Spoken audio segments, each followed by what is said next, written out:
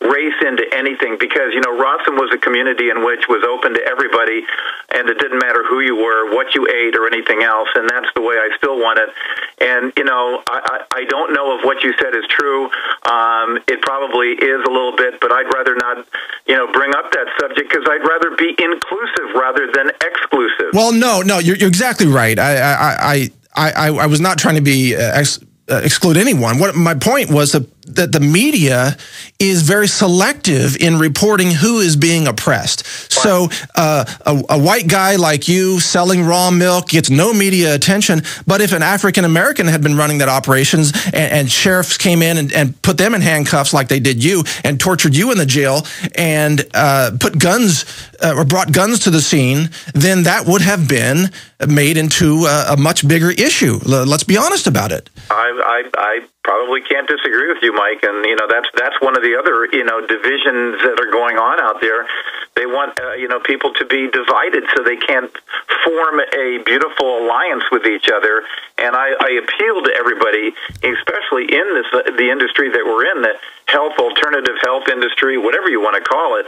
I appeal to people not to fight each other, but to join forces with each other, even if you respectfully disagree with the person that you're in, you know, that you are in competition with. You know, that's the main reason why corporations are basically probably behind all of this, is because they're trying to eliminate the competition. And you and I both know that sales of pasteurized dairy products, pharmaceuticals, and whatnot are in the decline. Yes. And why they're in the decline is people have decided to take charge of their own health. I agree with you completely, James. And in fact, you know, I wrote a story last week about freedom is based on tolerance, that we have to de-escalate violence, that we have to be inclusive of other people's views and other people's behaviors, other people's choices, even if we don't agree with them. So I know you and I are on the same page with that. I'm a little bit angry at the complete unfair treatment of a person like you, who was so oppressed, who was so mistreated, who's even now facing decades in prison potentially, and a total media blackout on it, because I guess your story doesn't fit their agenda. I get it, Mike. You know, and I myself, you know, I'm appreciative of you in that article, by the way, in which we have to have tolerance of others. You know, otherwise we don't have freedom at all. And that was a very well written article, my friend, and I really appreciate it. Well, let me take a deep breath here, man, because ultimately, I know you and I are both optimists. I know you and I both believe in restoring freedom, restoring the republic. Let's talk about that for a second. You and I were on the phone just the other day talking about the difference between a democracy and a republic. There's a film out there on YouTube that explains that. I think it's only a 10-minute film. It's very important. James, what are your thoughts on why we need a republic and the restoration of law to put these tyrants in check so they can't just run rampant over everybody? Well, first of all, real law. I mean, a republic is based on the rule of law. And, you know, that's what most people don't know. But they're actually now, the other force out there, they're actually trying to make people like myself and you and Alex Jones and other people look like anarchists, when we're actually just the opposite. We're totally into the, you know, government and the right form of government that's controlled by laws, of course.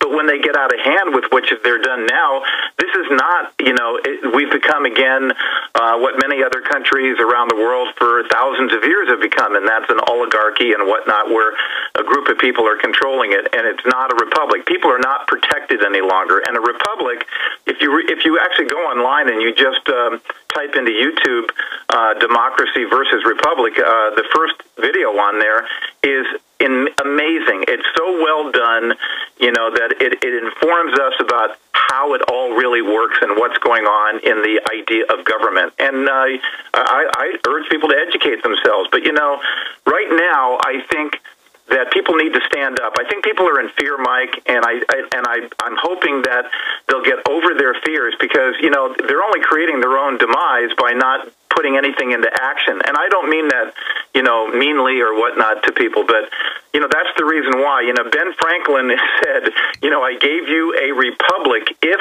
you can keep it. Now, why did he use the word if? Well, maybe he was suspect even from the beginning, whether people would actually take charge and responsibility for keeping the republic. And as we view now, it's not happening. Well, he was a student of history. He saw what happens when power always gets corrupted, always becomes more centralized. Everybody in a position of power, or every organization of power, whether it's a government or a union or a city council, every body of power wants to grab more power. It's actually like a nation of cancer tumors running around. And cancer tumors work the same way. They try to bring in blood vessels and bring in more nutrients so they can grow and become more powerful. So we're looking at a cancerous government ruling over the people without honoring the rule of law that's set out in the Bill of Rights in the Republic. Yeah, well, when they start calling people like myself terrorists, and I never use the word myself, but sovereigns, and anytime that they can grab a hold of a term or a word and use it against us because one person out there who claimed he was decided to do something in violence, which I never advocate at all, then they can use that word. So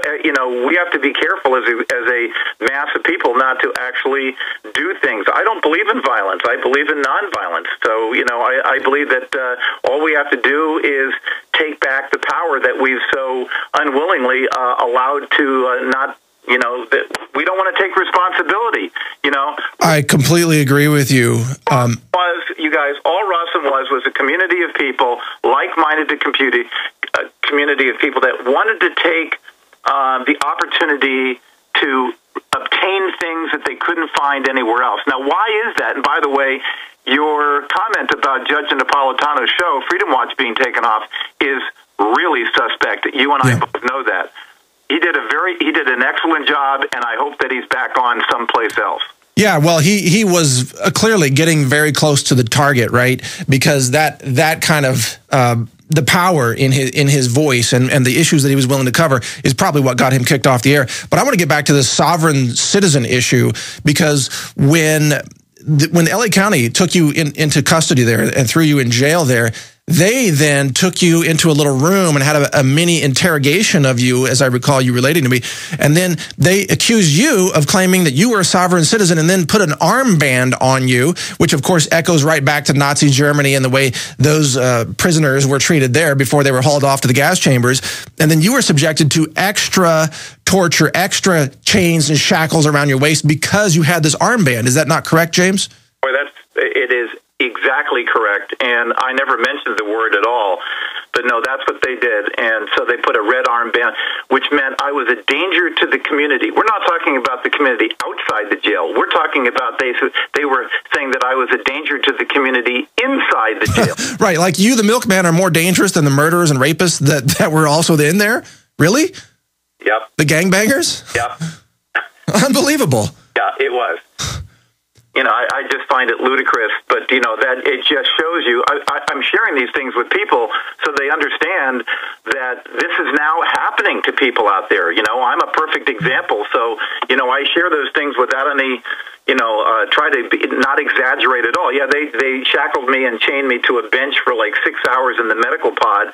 In the beginning, there was a nice sheriff or whatnot inside there that I appealed to, who not only was I shackled, around my waist and whatnot, but then additionally in my hands behind my back for hours, but they also handcuffed me to the bench, which meant I couldn't move more than 6 inches in either direction for hours. You try that for a while, and, without actually having to physically touch you and torture you, it's pretty torturous. But this one guy came over, and he was a little confused as to why I would be, shackled doubly. So he actually undid the handcuffs, so at least I could move on the bench a little bit. Wow, a little bit of mercy for you there by one of the prison guards. I've been interviewing small farmers around Texas, by the way. That hasn't come out yet, so I don't want to give away that whole story. But people cited your story, James, as a reason that they were afraid to start selling raw dairy. Now, I'm announcing this for the first time on national radio. I own dairy goats now. In fact, I milked goats before I came into the show this morning.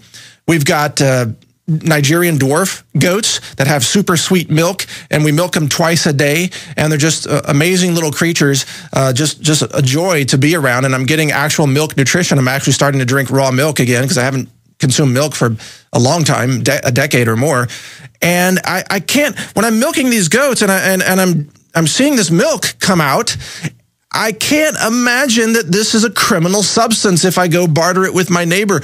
I can't imagine that I could be thrown in jail for this substance. And then I talk to these other farmers around Texas, and they say they're afraid to sell it. They don't want to get involved because they don't want to go to jail. So there is a suppression effect happening because of what they did to you. Do you think, James, that's part of the reason why they're trying to make such a big deal out of your case? I absolutely do. I think they want to make examples of people, so they will force people into not wanting to move into a direction that their actual creativity is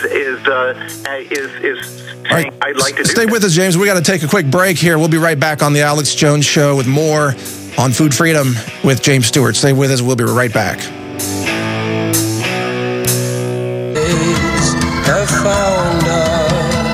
Yeah, welcome back to the Alex Jones Show. This is Mike Adams, the Health Ranger, filling in for Alex today, who actually called in and joined us for a few minutes in the last segment. We're talking with James Stewart, the founder of Rawsome Foods. Rawsome is now completely disassembled. It is gone. So Ventura County has succeeded temporarily in their mission to destroy a food distribution center and deny parents the right to acquire milk that they already own, because they own a portion of the farm, a portion of the cow, a portion of the goat, and so on. Now, I want to mention a note here as James joins us about authenticity. Authenticity is crucial when you decide where to get your information, who to believe, who to listen to. And these people in Washington, and these people at the state capitals, and these people, these bureaucrats who live in these shining cities like out of Hunger Games, and they live in their offices all day long, and they never get out in the real world. They don't know what real food is, okay? Right now, you are listening to James Stewart and myself, who are two people who are intimately and authentically involved in raising our own food. I really do milk my goats. I really milked them this morning before I came here. I don't just say that, okay? I'll send pictures, or I'm going to shoot a video, actually, to show you what terrorists these little goats are, according to the FDA. But we don't just say these things. We are involved in raising our own food as much as we can. It is authentic. We know what we're talking about. James, what do you think about those people who sit in their palaces and comment on you and talk about how you should be criminalized, even though it's people like you who are producing the food that keeps them alive?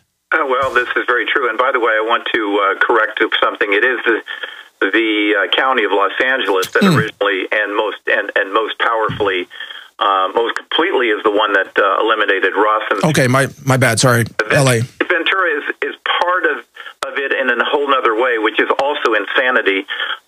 Their contention that I was involved in ripping off people is just insane. Everybody knows who I am on that level. But, you know, again, what was the question, Mike? Well, just what you think about authentic food and how it's the farmers across America who are feeding the tyrants who are oppressing their liberties. It is pretty insane, isn't it? I mean, you know, the people who actually, the blood, sweat, and the tears come from the people who are actually involved with their hands and doing something. You know, quite a few times people they contended that they actually helped start Rawsome. I won't mention names and whatnot, where they never put a finger into it. So to me, it reminds me of the same thing that whoever you want to call them, the bureaucracy, the other side, whatever, I don't even understand. And by the way, I have a really interesting piece of news for you that happened when I was dismantling Rawsome over the last 3 or 4 days. And that was this. I was at the last stage of removing some of the shipping containers on the lot, and a black and white unit showed up, and I won't tell from what city, and I thought they were coming for me again. The police. Instead, yeah, the police. And instead they went next door to the coffee shop, and I happened to be standing on the sidewalk about 10 minutes later, and the two officers came out. One of them walked up to me and said, "Are you James Stewart?" He said, "Aren't you James Stewart?" And I said, "Yes." And I was thinking, now what? And he said, "You probably don't know me because I never came into your place dressed in uniform, but I was one of your members." Right. And he said, "What I think has happened here is a travesty." Now, I'm not going to mention his name or what city he worked for or whatnot, but that just shows you that there are people there were many people inside government that actually were members of Rawsome. There were, attorneys and medical doctors, and you name it. The list was long. Hey, James, we're out of time. Believe it or not, sorry to interrupt.